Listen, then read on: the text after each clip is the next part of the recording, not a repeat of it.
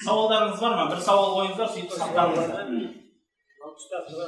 Бұрын кеп айтады да, 99 теңгеге алсаң, 100 теңге сатуға ақылмен адамға қоймайсың деп бізге мәш қылады да, сауда.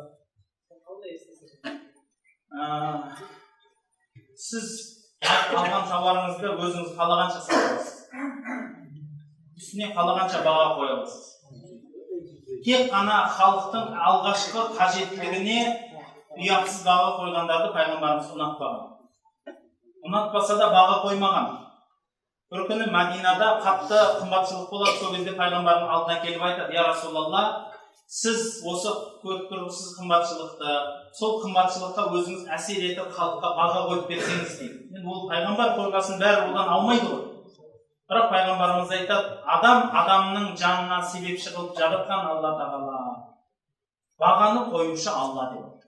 Мен баға қоймаймын.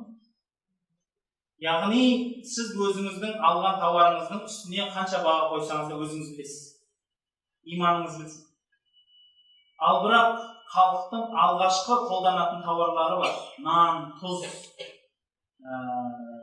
шекер сияқты заттарға, мысалы өте алғашқы қолданыста керек болған тауарды ұятсыз бағамен сату пайғамбарымыз ұнатпаған. Тағы да сол нәрсенің жанында, енді рас ол ауыр нәрсе, бірақ дегенмен мен шариғаттың ғана үкімін айтушымын. Амал жасамау өз еркіңізде. Қандай да бір тауарды, мысалы сіз өндіруші, шығарушы болсаңыз, лажы барынша адалынан шығарыңыз. Көп адамдар тауар шығарады, сол тауар шығарып жатқан кезінде сол өзінің, мысалы кейбіреулер нан жабады, сол нан жапқан цехтардың іші өте нәжис болып жатады. Немқұрайлықпен қарайды, адамдардың тазалығына көңіл бөлмейді. Бәрібір де кейбір адамдар құдайсыздықтасын, өзі нанның ортасында отырып, өзінің нанын өзі жемейді. Өйткені біліп тұр, анау нан жабатын адамдар куәлікке кіреді да, сол кірген қолменен қайтадан нан береді. Немесе жаңағы бір-екі қамыр жерге былшыта қалса, ана жақтан туалеттің суы ағып жатып, жерге шалқыта қалса, қайтадан үріп, қайтадан қамырға лақтырып жіберіп бірдеңе бар. Ол нанның мысалы жұрт алып жатыр, әйтеуір береді деген нәрсесіменен ондай қылып адал емес іспенен өйтіп ақша табу дұрыс емес болады. Қандай да бір істі өндірсеңіз, оны адалдан істеңіз, алдап сатпаңыз. Мысалы пайғамбарымыз саллаллаху алейхи ва саллям мал сатқан кезінде де айтады, кейбіреулер мал сатып жұрттың анау мысалы ешкіні сүтті немесе сиырды сүтті көргізу үшін бір күн саумайды екен.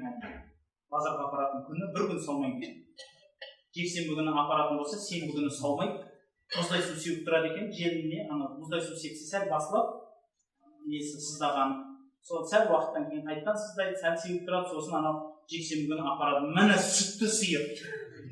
Анау шынымен желіне сүт тызылдап ағып тұр ғой. Тигізбе қолын тиіп кетсе ағады шынымен ше. Бұл енді завод дейді. Аузына тамақты тықсаң болды, ар жағынан сүт болып ағып жатыр. Алды. Арам ақша болды. Бұл таза арам ақша. Немесе біреулер құдай сақтасын сумен істейді. Оның неше түрлі арам әдістері көп. Жаңағыдегі бір нәрсе бермей, жаңағыдегі тұзды тамақ береді екен, аямай. Сөйтеді екен да, оның суын бермей кішкентай күтеді екен. Сөйтеді екен да, алдына 2 шелек су қойып, анау бір ешкіңіз 2 шелек суды көрмеген ешік қойды. Сөйтіп бір уақытта қарасаңыз, анау ешік не деген ірі бір нәрсе болмайды. Тағы деген ісіп кетеді ғой суға. Міне дейді, керемет ешкі 8 мін көріп, анау қойлардың жанында жығылып қалады, мына ешкі деген не деген әдемі болды. Сондықтан бұндай арам нәрселер исламда дұрыс емес саналады. Қандай да бір істесеңіз барынша адал істеңіз, барынша адалынан қараңыздар. Өйткені адал тауып, адалдан оны жұмсау, ол әрбір мұсылманның мойнындағы міндет. Жаңа сіз айтқан нанды енді біз көрмей сарып аламыз ғой. Жеген адам не болады? Өзбек халқында мақал бар. Алмасын жеде, бауын сұрама деген сөз. Ол рас нәрсе, адам енді әр нәрсенің түбінен тырнақ іздесе, бұл өмірде өмір сүрамайды.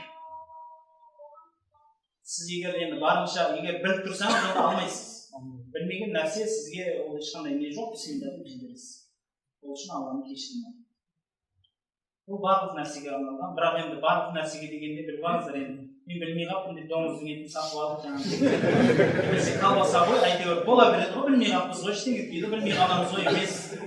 Жаңағыдегі ол барынша адалын іздейсіз ғой, әр нәрсені адалын, дұрысын іздейсіз, қалғаннан енді өзі алла тағала қылады. Мысалы мен оны әдейі мысал қылып айтатынмын, кейбір бауырларымыз енді тақуалыққа да жөн керек қой, түсінесіз, жөнімен тақуалы болған жақсы. Біреулер өте қатты тақуа болғандығынан айтады, мысалы мені алма дейді, оң қолымен шайнайды. Анау шайнекті сол қолымен ұстап қалсаң, бол төк таста дейді, төк таста. Құрт ананы дейді, анау шайтанның қолымен ұстадың дейді. Ол ар жақта шайды құйып атқан анау үлкен гүптен ол шайнекке құйып атқан адам қай қолмен, ол сол аяғымен ұстаса да оған көрген жоқ қой, дұрыс па? Оны көрмейді. Кейбіреулер ол кісілердің әдетін біліп алып, мақұл болып ауыстырып келеміз дейді да барып қайтадан сол шайнектен. Бәрібір соны ішеді да болады. Сондықтан ондай астамшылықтан қажеті жоқ. Оны тіпті төксеңіз де ысырап болады дейді. Ол қайнаған су, қайнаған отын бар, оның ішіндегі шайы бар. Оның бәрі ысырап дейміз. Бекер мал шашпақ болады. Ол арам болатындай мен түсінемін, ішіне бір нәжес нәрсе араласып кетсе. Біреу ішінде Құдай сақтасын, отырып жаңағы басқа нәрсе тастап жіберсе, әйтеуір ол мақұл еді. Әңгіме бөлек. Ол таза шай. Сол жерде ескертуге де болады. Тоқтатып сол жерде оң қолын алып құй десе, әңгіме өзгеріп кетеді да, бол басынан құйшы енді оң қолынан. Соны ішейін деп мысалы. Онда әңгіме бөлек. Сол үшін жаңағыдай бір қатты астамшылықтан бір асырудың қажеті жоқ. Тамақ па? Тамақ. Кейбіреулер бір жерге барғанда мен жұрттың пісірген тамағын бәрін жемейін дейді, тақуалық қылады. Ол рас, өйткені ол да ақиқаты бар. Ол астамшылығының бір шеті болғанмен негізі ол түбі біреуден ілінгендігі бар. Өйткені сахабаларда сондай әдет бар екен. Біз тақуалықтың шыңына шығып, Алладан қорыққанымыз сонша дейді, 10 адалдың 9-ын арам деген сөз. Арам дегенде өзі үшін да, өзі үшін өзін тартынады.